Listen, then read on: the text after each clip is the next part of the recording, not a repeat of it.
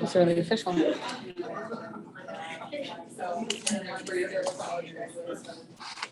you already know all this stuff? I brought my students here today. Well, hopefully, maybe even there's something I haven't talked about maybe past. And she's but she'll be. I'm good. How are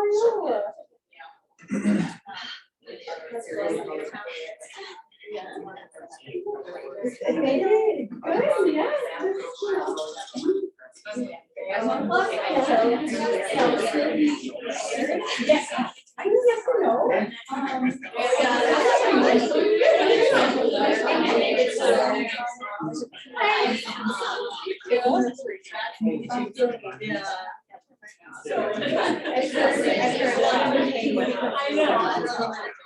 Right. In addition to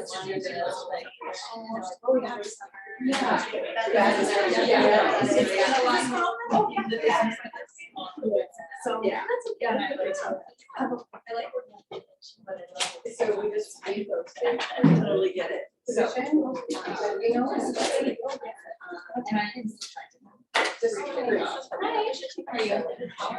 she can go. Christmas are cool. They fly really well. My thought, like,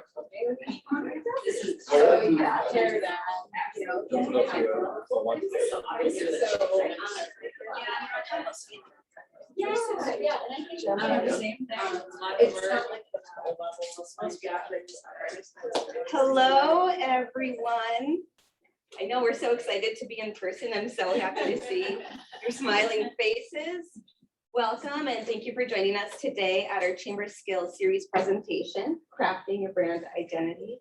We are so grateful to be able to host this series free of charge to our Chamber members, thanks to our generous sponsor, Lake Superior College. So not only are we being hosted here, but they also help us bring these sessions to you for free. So at this point, I'm going to turn it over to Daniel Fanning. He is the Vice President of Institutional Advancement and Government Relations for the college to say a few remarks on their behalf.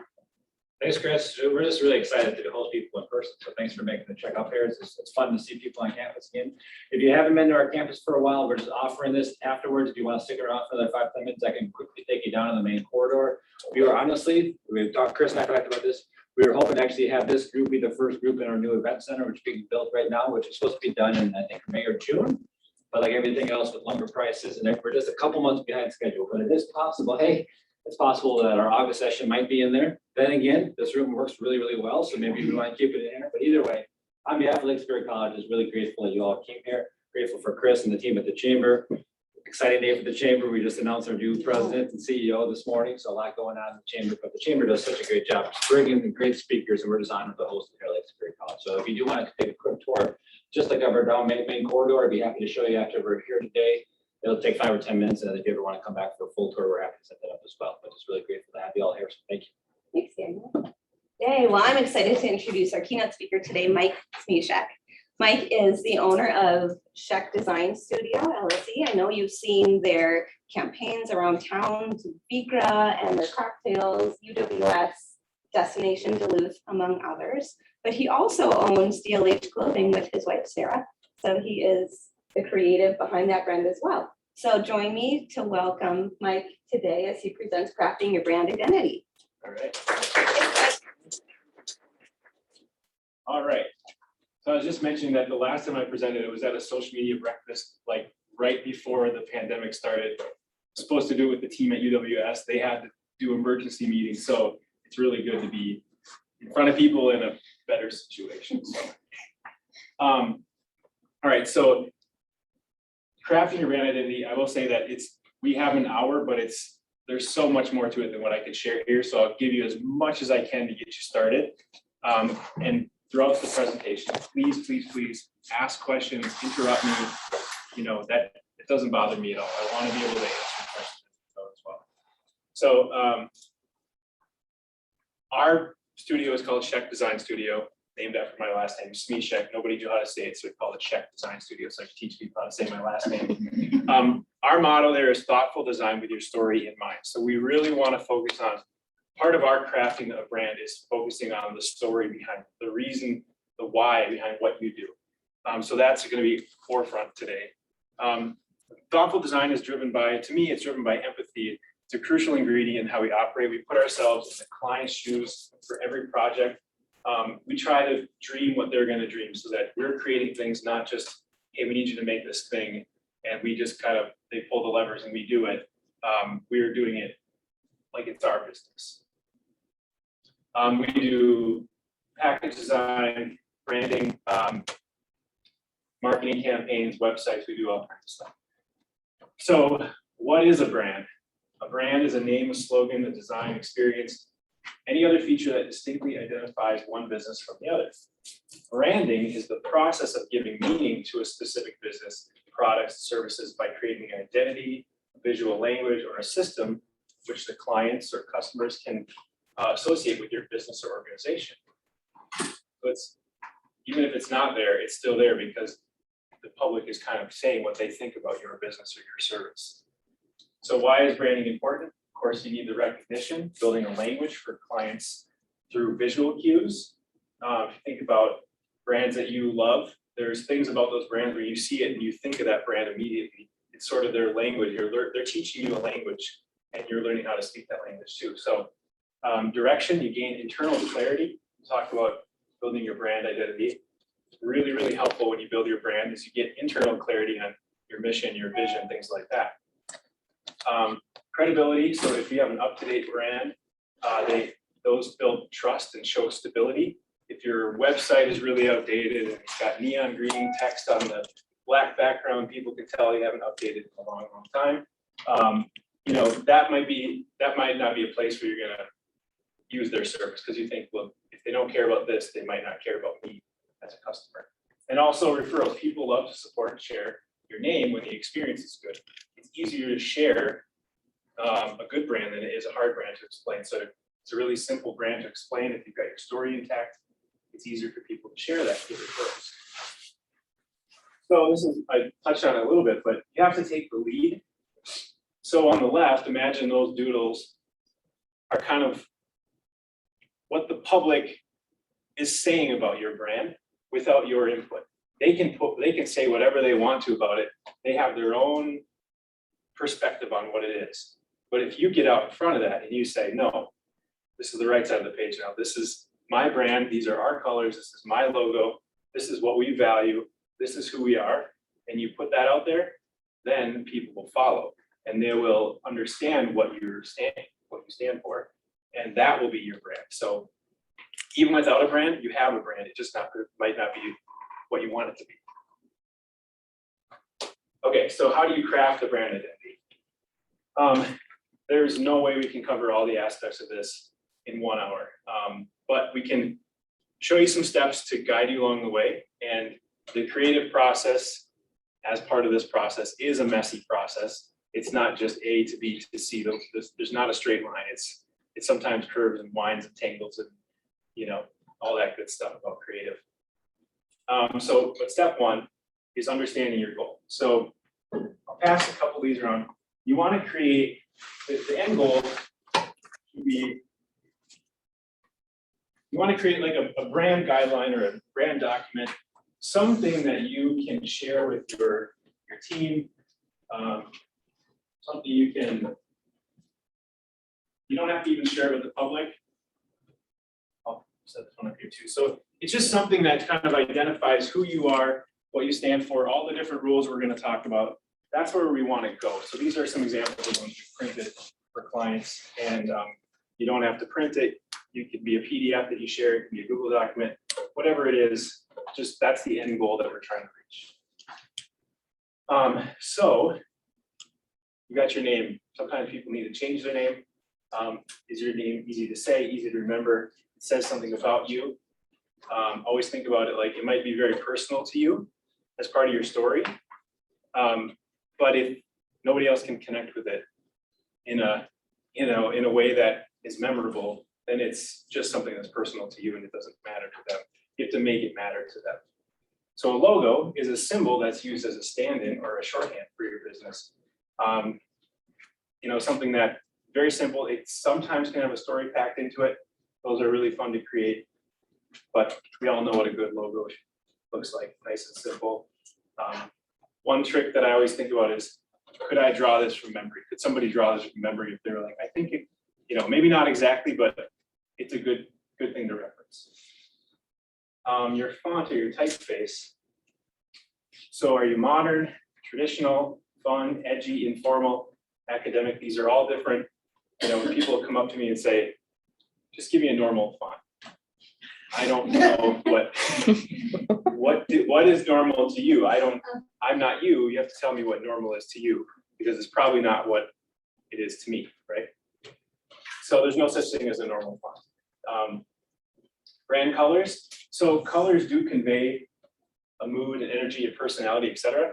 But I would say in terms of creating a logo, it shouldn't be the thing that makes your logo. Like, oh no, ours is green. You know, that's ours because it's green. Well, it shouldn't be only the color that designates who you are as a brand. And brand imagery. So the photographs and graphics that you use, they all have different styles. So if you're always pulling photos from a stock library and you're using them on your social media, but those photos don't have the same filter, they don't have the same perspective, they don't have the same sort of subject matter, people are going to get a mixed message about what you do as a business. So these are all kind of covered in those brand guidelines that I was passing around. That's where all those ideas live. So that's where we're going to go. The other thing that the brand guideline does, it saves hours and hours of trying to explain what you're trying to say. So if you have an employee that you need to, or a designer on staff, you need to say, well, our brand is kind of like this. It's kind of, no, it's a little bit more this, it's a little bit more this. If you have a brand guideline, you actually can just give that to them. And it's, again, like a language they can learn to read and to speak, and they can create things like that.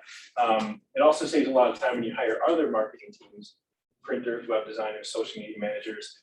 One of the reasons I got into doing this kind of work is I was doing freelance work. People would say, hey, I need an ad for this thing. And I would start asking them, well, what, you know, I would ask them all the questions without really even knowing that I was asking all the questions in the brand guideline. What do you want the ad to say? I don't know, just make it look cool. You know, I don't know what you, but I can make it look cool to me, but it's not going to be cool to who you're speaking to, right? So I would ask all these questions, and that actually snowballed into, well, maybe we do need to think about a new name or a new logo or something like that. So it saves a lot of time when you have that document. All right, so get to know yourself, step 2. Think of your business as pizza. We can probably all relate to pizza. Design is kind of hard to talk about it. Everybody's got different words for things, but pizza, usually people kind of know the differences. So are you a New York style, Chicago, delivery, frozen, Sicilian, wood-fired, gas station, heat lamp pizza? Which one are you? So 4 different pieces of pizza, 4 different personalities. A Chicago pizza. Personality, it's filling, it's bold. Maybe you're thinking about, you know, family and friends when you're having that kind of a meal, right? A frozen at home, is it rushed? Is it late night? The ingredients aren't always great, they're processed. The time it takes to do it, it's kind of on demand when you want to have it. You know, the Chicago, maybe it takes a longer time to bake, so you're waiting a little longer. Same goes for wood-fired, you know, pizza at a brewery, the fast food delivery. What I'm trying to convey here is that every one of you have a different business or organization that you're trying to understand. Dance party.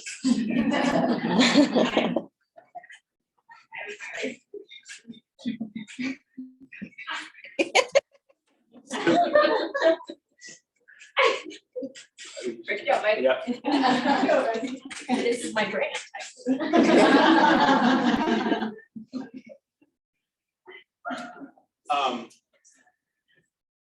So all these kind of could represent different sorts of services and businesses that we all run into from day to day, and we all have to use them at certain times. So it's not good or bad to be either one of these.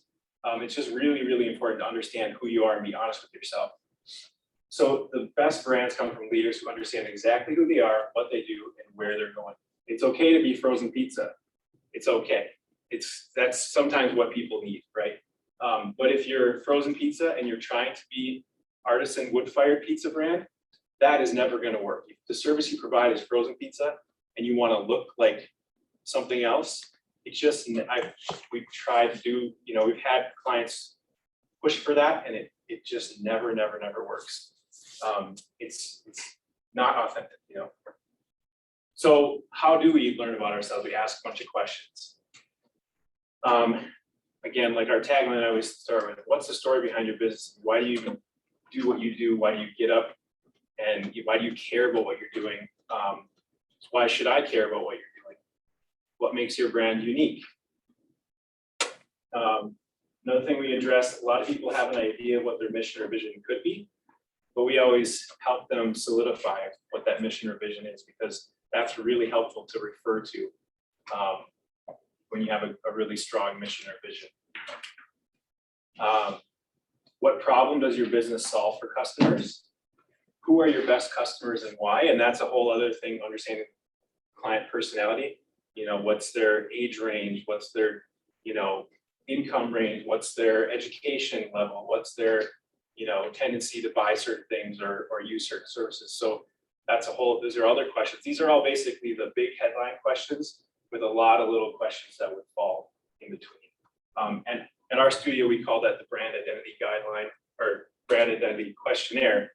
And that process alone takes about an hour or more to go through with the client. And we were working through that process with them, asking them questions. I have a question for you. Yeah. How do you ask a client these sorts of questions when they say things like, well, I want everyone as my client. Everyone is my customer. I want everyone as my target demographic. I mean, how do you rein that in? I tell them right away that I'm gonna be friendly, but I'm gonna push them on this process, because I will do you no favors if I'm just like, sounds good. Yep, that's gonna be a great brand. It's gonna be really beautiful. I'm gonna push back, and I'm gonna say, okay, you serve everybody, then why? Then I'm this person and I want this thing. I'll just kind of play devil's advocate, right? And I'll come up with an idea that kind of disproves what they just said, but in a nice way. Because it's not everybody. You want everybody, Sarah and I have DLH. We'd love everybody to buy DLH, but that's just not everybody loves DLH. Not everybody loves that sort of thing. It's just not. But we try to understand who those people are that we want to attract to that business. It's okay not to have everybody love what you do. And then where do you want to be found? Physical location, online. Obviously, there's a mix of both too, but that does matter as well, because if you're only online, your business might take on a little bit more of a technology look or something like that, instead of something that's physical, that's embedded with the community. So step 3. Well, we also have, I'm going to go back. So we also have, during this part when we're asking questions, we also have sort of like a meter, a gauge that we use to say, this piece that I brought up earlier, are you modern or traditional? Are you bold or are you soft? So all these things, when they mark on that chart, kind of where they fall, we get a really good idea of the tone of their brand or what they want to be. And again, some of these things aren't, it's the creative process is sort of, you have to interpret it and listen. But if you're honest with yourself, again, that's the best way to come up with these answers. All right. So step 3, you've asked all the questions, kind of gathered a lot of information, even doing research for your competitors or your like-minded businesses that are in your market, understanding who they are so you don't come up with something that is already out there, right? So it's important to do research too. But now you want to take your ingredients and build out your logo, figure out what font or typeface you're going to use, figure out what your color palette and your brand imagery might look like.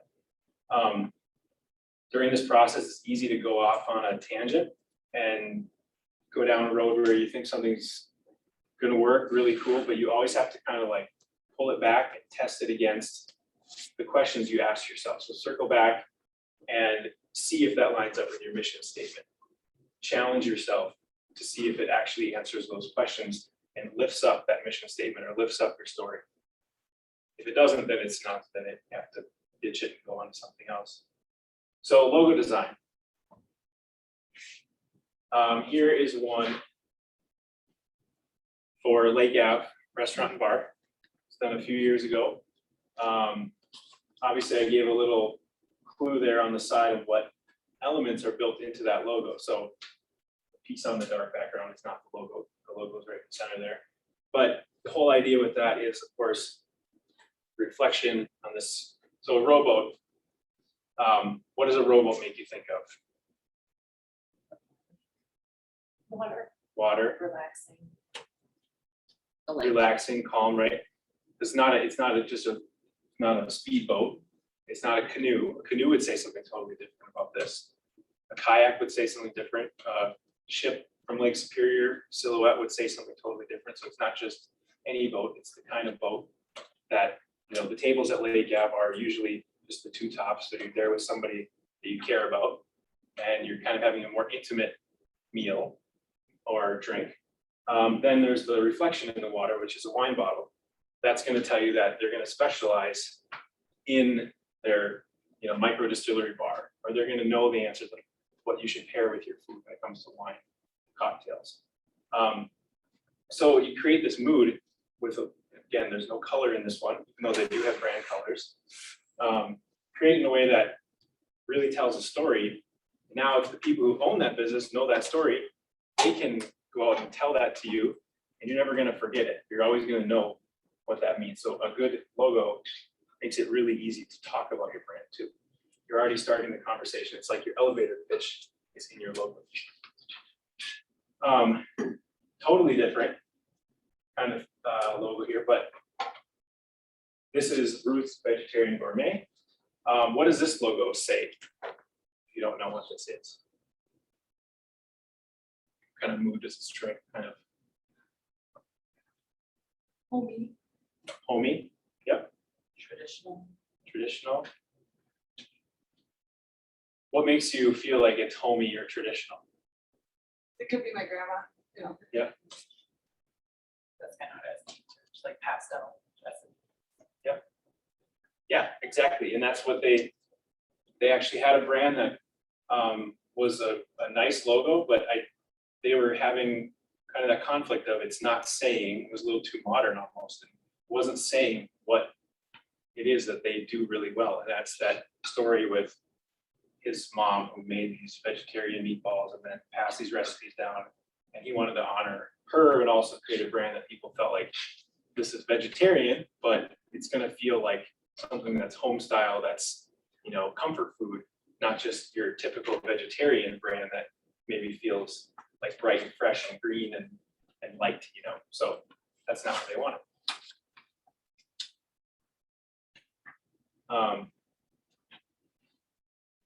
Font and typeface. So let's use another example here. This One Root Therapeutic Massage. So what do you notice in the main font that we used here that speaks to maybe what they do or their brand? Anything that stands out?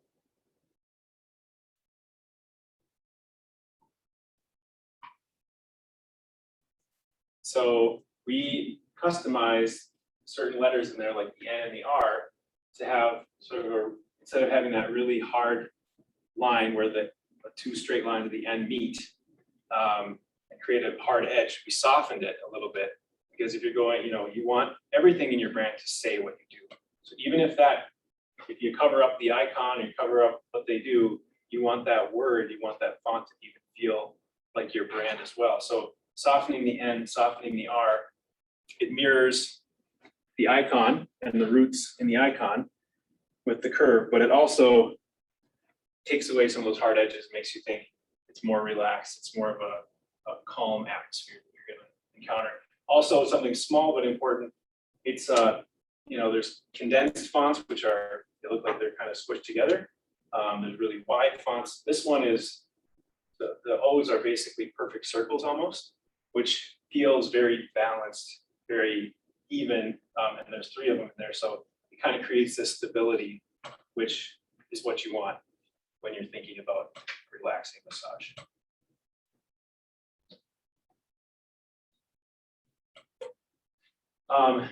Here's another example of this is basically their whole logo mark here. What do you see here in the font? Transition. Transition, yeah.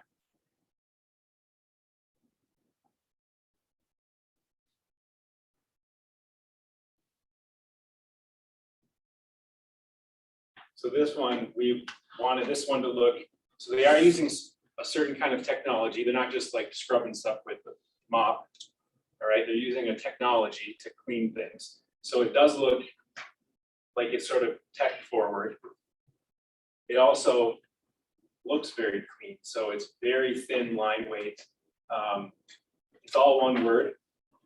You can say it together so it makes sense to static clean, but we separate them with the different weights of the font so that you do read it as 2 different words, but when you say it, it feels like one word.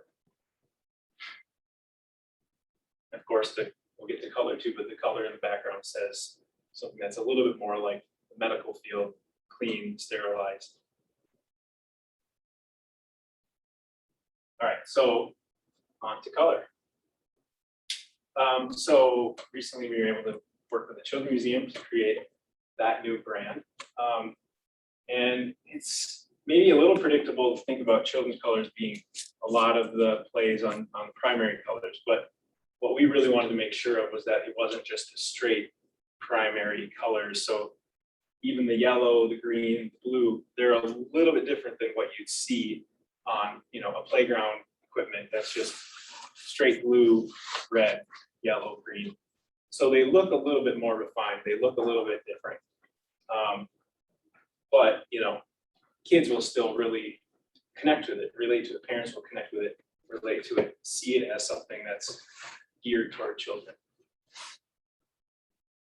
It's important to understand the industry that you're in as well, because there's certain things you could do that might be really neat, but if it doesn't follow, you have to follow the industry a little bit so that people know what you're doing. So this does still follow kind of the Children's Museum thing, what you'd expect to see from the Children's Museum. Color palette. So maybe you're already stuck with a color palette that you have to work with. You have to make it as interesting as possible. So anytime we do work with UW Superior, it's black and yellow. Of course, check design is yellow and white, and slate gray. So I love yellow anyway. But it's important to work with colors in a way that makes them flexible. So you can see in the link logo there, the piece that you really want to focus on, they don't have a logo per se, but that piece of the link word is the most important piece. So that's the piece that took on their brand color, which is that yellow color. Sometimes you can't change the color of your brand. Okay, so then the last piece, I think this is one that probably gets overlooked the most, is imagery in the graphics. So what does this imagery tell you about the values of this business? And I'll jump ahead to show you the next one we're going to talk about too, just so you can see a totally different view. So that's the next one we're going to talk about. Okay. So what does this brand, or what do these images tell you about the value or the story behind that brand? Healthy. Yeah. There's not a person in the photo. It's not about the experience of going to get the smoothie, because it's not a store. If you had a smoothie store, it would be a totally different set of images, right? You want to focus, of course, you want to show that it's fresh ingredients. Everybody's going to want that in a smoothie, right? But you'd show it in a different way. You might show a person putting in the fresh ingredients and a customer waiting, or you might see a customer picking out the ingredients they want to go in. So like, yeah, it's a smoothie and it seems obvious, but there's a lot of deliberate decisions that are made when you pick your imagery. Now, on the flip side, this is actually physical therapy, all virtual on an app. But the imagery that's used to promote this is what? Real people. Real people, yeah. Active. Active. Technology. Mhm. Yep, Accessible. Yep, accessible. Mhm. So they're using the technology, but we're not featuring, hey, this is what the app looks like on your phone, or this is what the menu looks like on the, so it's not about the app itself. It's about the feeling you get or the accessibility, the technology, the availability of that brand. So think about imagery you use, and I don't have a ton of examples here, but even when you use graphics and not photography, those graphics all have a certain style.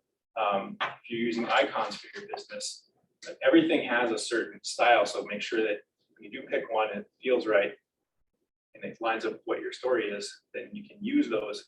Don't vary from that if you can help.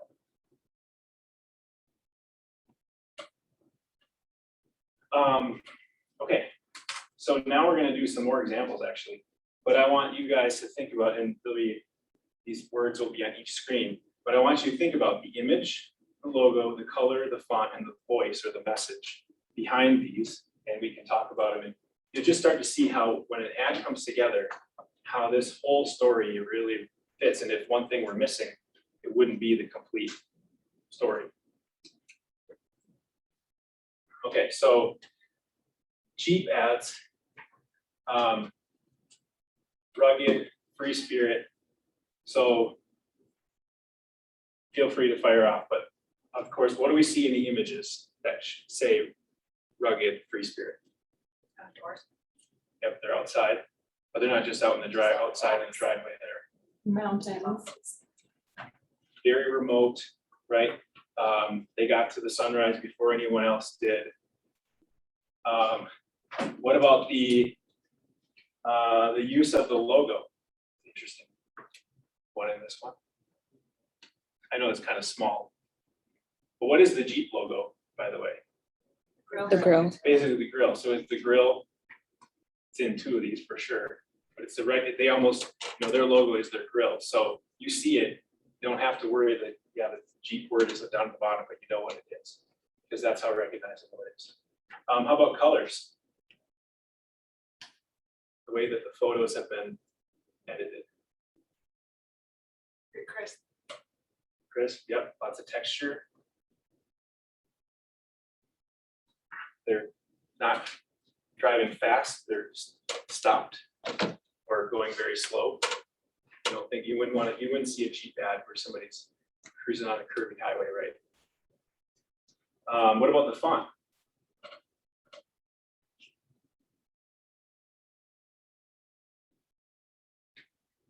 It's old. It looks really sturdy.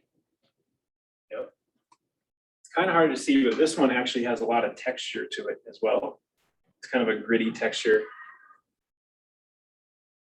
And yeah, it's kind of a bold,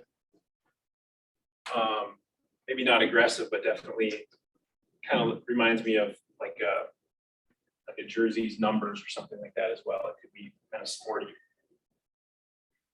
And then how about the voice? Toughest vehicle in the world, elevate your life. That's their brand voice, because obviously they're telling you what to do with that vehicle. All right. Another car brand, innovative, progressive. So let's start again. Image. When you look at these, what does the image say about these? Versatile. Anywhere. Yep. They might be talking about their the range that you could drive. You're far away, but you're still within your battery life. What about the the logo in this one. Subtle.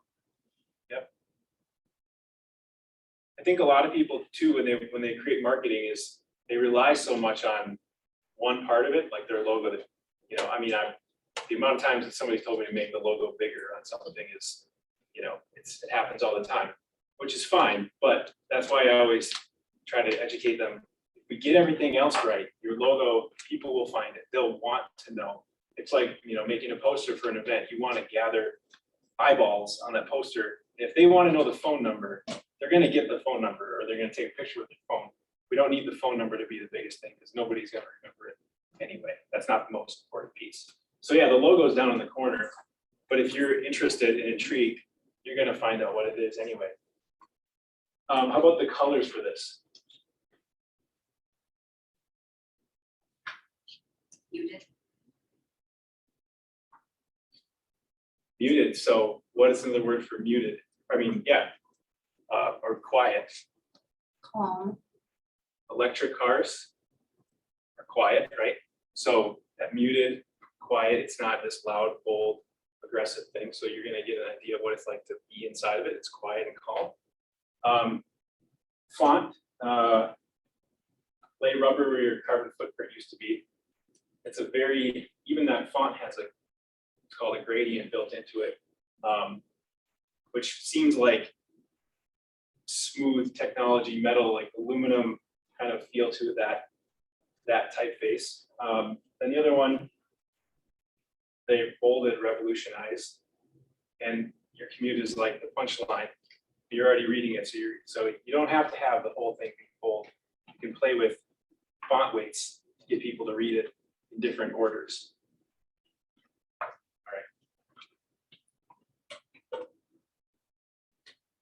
All right. Okay, some Nike examples here. So why do these look inspiring or historic? Pretty obvious if we start with the image. Black and white. Black and white, right? Black and white makes us think about old photographs. What about the logo? Yeah, pretty easy to find. But it's obviously, other than the person staring, it's not the first thing you see. Color. So black and white photo, but no other color other than that orange, the pop of orange. It's funny that they don't have to say Nike anywhere. Yeah. I mean, my favorite part about this is the font. So what do you, I mean, it's pretty small in here, again, I know, but what do you think about when you see that font? Even keep in mind, this is their, you know, their Futura bold or whatever they use as their typeface. That's their normal word mark for that tagline. But look here, that's changed. Why is that changed? What does that font remind you of? It seems like it's more story-based, like you're reading a book. Yep. Yeah, I mean, that's the kind of, there's a sans serif font and a serif font. And this one is a serif font, which actually is a little bit more traditional. It feels older. And so it's like you're reading a history book, but this is stuff that's happening right now. So it's like they're trying to say this is important. This is history that's happening. And you might not process all of this the moment you see one of these ads, but this is everything that's going into these ads. They're purposely doing it, and they're changing their tagline to match that because they feel so strongly about that. And it's pretty obvious what, you know, we've already talked about it, but the voice is very, it's like the history piece we've been talking about. It's like you're reading it in a quote or a passage from the book.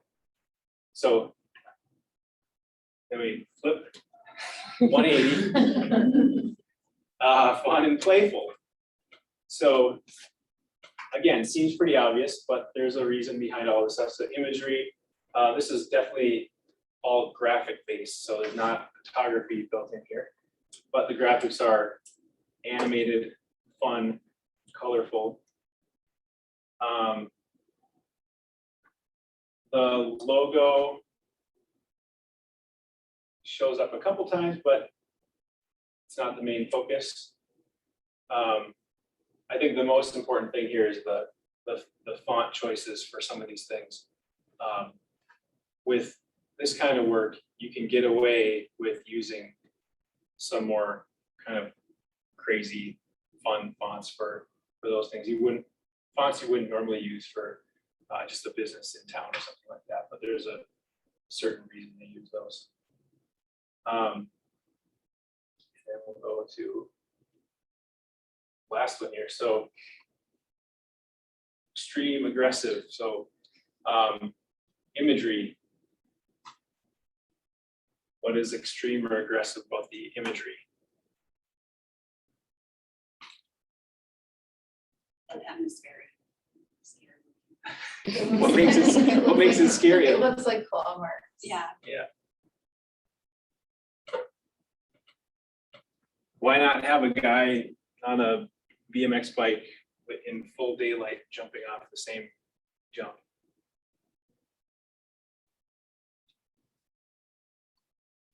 That's boring. Apparently. Yeah, I mean, if anything, also like I see that and I think, people who are drawn to this, it might feel a little bit more like a scene from like a video game or something. So it's not like their real life when they're actually jumping on a little jump in their backyard. It's like what they think about when they think about a video game of some BMX biker jumping super high. Let's go. The logo we talked about, it looks like claw marks. How about color?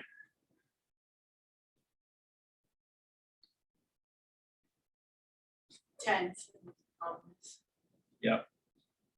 The monsters only come on at night.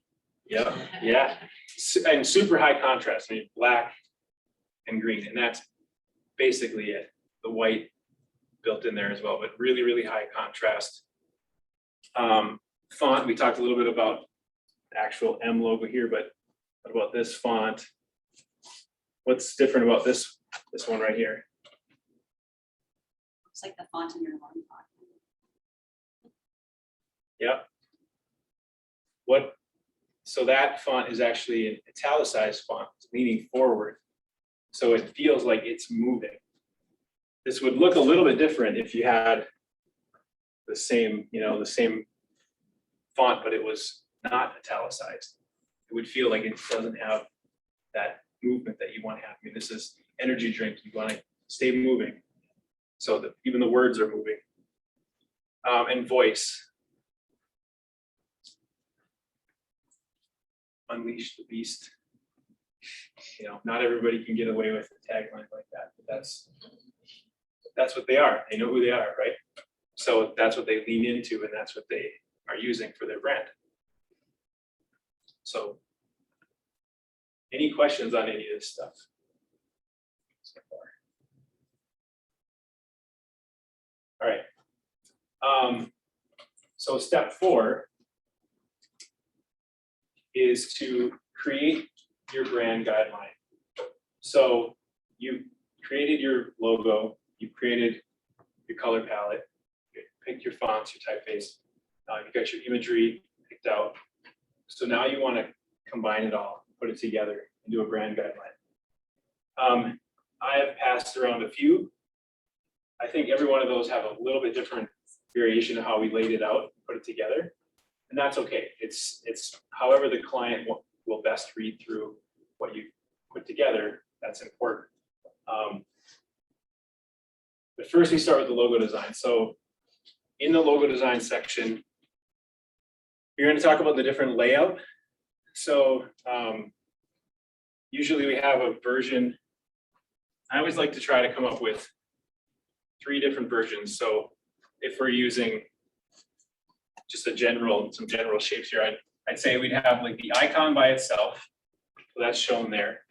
We'd have one where it's horizontal, where it's the icon, and then whatever the name is, maybe a tagline. A little piece about logos is this whole thing is the logo. The icon, the name, the tagline, that whole thing is your logo. You can use bits and pieces of that to tell your story about your brand. So you can use just the icon by itself. You can use just the, think about one root. You can use one root by itself. It's okay. This whole piece is the logo. A lot of times people call that the logo, but that's really the icon or the symbol. And then there's another version that we try to do where you have your logo here and the name, tagline. So you have different variations of how it's laid out. Sometimes people get stuck. Just talking to a client the other day who only has a circular logo. Their name goes like this. But when you put it on social media or something, you cannot read this, right? So they need flexibility to use these other options. So that's the variations. The layout talks about the spacing, so you're not crowding these pieces together. There should be space here, there should be space here, space between lines so that you're not crowding it. And then also there should be some space on the outside so that you have enough room where if your logo is, you're sponsoring something and your logo is put into a document and then there's another logo put next to it, it can't be pushed right up, kind of encroach on that space. So that's sort of, and then there's also a section that is included sometimes where they say, never put your logo at an angle and then they'll have a red X on there. Never squish your logo to fit into a space because you can't resize it, or never stretch it out. So those are other options you can build into your brand identity guideline. And then other things like Spotify example there, minimum size. How small can you make it without it being readable? All right. So then fonts and typography. So you can lay out your different weights. So maybe you always do something for your headings, your subheadings, and then you have a copy text that you use for all the stuff you write about your business. That's a certain font as well. So you kind of outline what the optimal, sizes are for those options or those variations. And then sometimes there's a second or a third font that makes it into your brand guideline that is sort of maybe like a contrasting accent font that is kind of like call out piece that you might use, but you use only that one all the time. And then the usage, when to use it, where to use it, and then why you chose it. Giving the example about one root again, we wrote about how those circles or how they O's are perfect circles, and how there creates a lot of balance. If you're doing the Monster Energy, you might write about how the italicized font creates movement, right? So understanding why you're picking those things. Colors. So this comes up a lot when you're printing anything for your business. You're creating shirts, you're creating hats, you're creating signage. It's really, really helpful to send your brand guideline along to the printer along with your project. Then they have the Pantone formula for that, so they can check the color against their Pantone. You also have like the RGB or the CMYK formulas. Who's brave enough to say what those are? What those mean? It's basically in printing, cyan, magenta, yellow, black are the 4 colors that make up every color, and RGB is on screen. So it's the 3 colors that red, green, blue that make up all the colors. Yep. And then Pantone colors are a specific ink. Yes, exactly. So depending on what you're doing, it's just good to have all of those formulas built into your colors so that there's never a question. Whatever vendor you're working with, whatever designer you're working with, they're going to be able to access those colors and get the right color for your brand. And then again, you can have descriptions of color choices. So I know that I think the Destination Duluth book was going around, but in the color choices, we specifically chose those colors because so many of their photos that get the most engagement online have basically the colors of a sunrise, but boiled down to like 4 variations of the oranges to the blues. That's why their colors are that way. That's what shows up in the brand. So that's what we wrote about. And then imagery, so you can also put examples of imagery in there that follow your vision for what your story will be. So editing guidelines, is there a certain filter that you apply to them? Is there a certain process that you run them through in Photoshop to get a certain, a tone, contrast, whatever it might be? I mean, we've all seen the filters on your phones. It's very much like that. I mean, if you see an Instagram feed that all has the same filter, that's a very branded Instagram feed because they're doing the same thing on every single image and you can recognize it. Perspective. So perspective of focusing on that fresh fruit and vegetables versus focusing on people drinking that smoothie or going to the store to get the smoothie. Those are two different perspectives. With perspective are you going to focus on? And then, how you crop the subject. So that's could be another part where, are you focusing on the beverage they're drinking or are you focusing on the face, right? I mean, so there's different pieces that, more advanced levels of editing photos where you might focus a lot on the crop of that image. All right. So I have those going around. You can have a one-page brand identity guideline that sort of identifies your logo, the colors, typography, any symbols or icons you use, any examples of, this is a letterhead example here of what your materials look like, just so that if this goes to anybody and they're looking at it for reference, they get a really good idea of what your brand is before you even have to tell them what it is. It's a really nice reference point. So we usually make kind of a shorthand PDF sheet that's a front and back. That's on the front, usually the images are on the back. I feel like I was talking a million miles an hour. So, any questions? I have a question about images. So with social media and like posting every day, how do you keep it tight, but then come up with enough content to kind of be able to post regularly? You could, if we're doing work like that for a client, we batch everything. So if we're working on their posts they're going to put out there, we'll have all those in our one artboard that our file that we're looking at. So we'll have the same filter, we'll edit them the same, we'll use the same feel on all of those. And then when we save them, they're just there for them to grab and use, and they all look really similar. So like as far as like content wise, you might have, people, like I know the examples you gave are kind of more like the smoothie people, like would they ever do people on social media, so it's Right. not so one note. They very well could. I mean, these are such like, I'm trying to narrow down examples to the extremes so that you can see that. I think it's hard too when you have your own business or you're working inside a business, it so well. It's hard to remember that other businesses don't think the way you do. So that's why I wanted to show the extremes, because you can vary.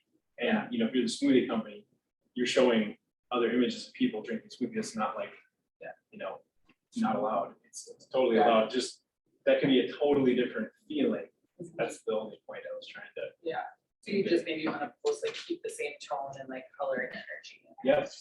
Or if there's a color in the image that reminds me of an orange or a carrot or a lot of times our colors come from the photos that we actually already have access to or the things that we're doing. And so if you're able to pull in, like a lot of the UW Superior stuff, we make the photos black and white because if somebody's wearing a red shirt on a UW ad, that just doesn't work. It's not but it doesn't mean we can't use that photo. We just make it black and white. Maybe pull out one of the yellow elements from the photo or something like that, just to give that. And watch like the medication commercials do a great job of it all the time. Like look at where they're sitting and the objects in the room with them, and they're all like the shirt they're wearing, it's all tied back to the brand that they're talking about. They'll color correct stuff purposely to do that in those commercials. I was also going to point out, like when we come up with a logo idea, I have no problem sharing this stuff like this. It's messy. Like we're doing sketches and drawings and things and, just working out so many different ideas. I mean, I use any paper that's around me at the time that I have an idea. So these are all on like our notepad paper and, poster paper and whatever. But this process is hard. It's not like a clean, easy process. It's really hard. And it's okay to like get stuck and ask for help or ask for a perspective on stuff. Somebody who's outside of your business is going to be able to give you some really clear answers on maybe perspective. Yeah. What do you recommend kind of like for a logo? I know sometimes when you print things, you might need it in like one color and other times you want it in 2 colors Yeah. or multicolor. Yeah, thanks for bringing that up.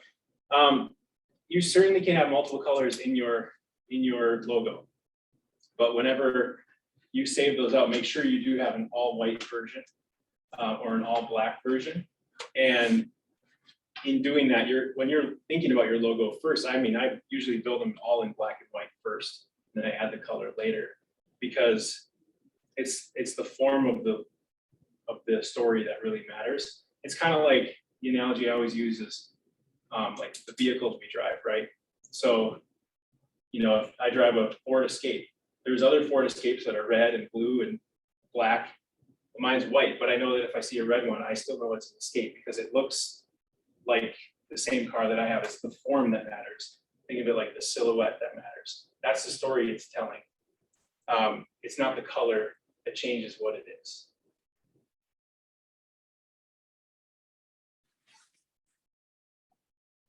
Any other questions? There are no other questions. Just making sure. Perfect. Well, Mike, thank you so much. I'm going to talk from here because it's Yeah, easier. yeah. Thank you so much. Again, thank you for joining us and spending your beautiful afternoon with us. So have a wonderful 4th, and we hope to see you at our next session. Thank you.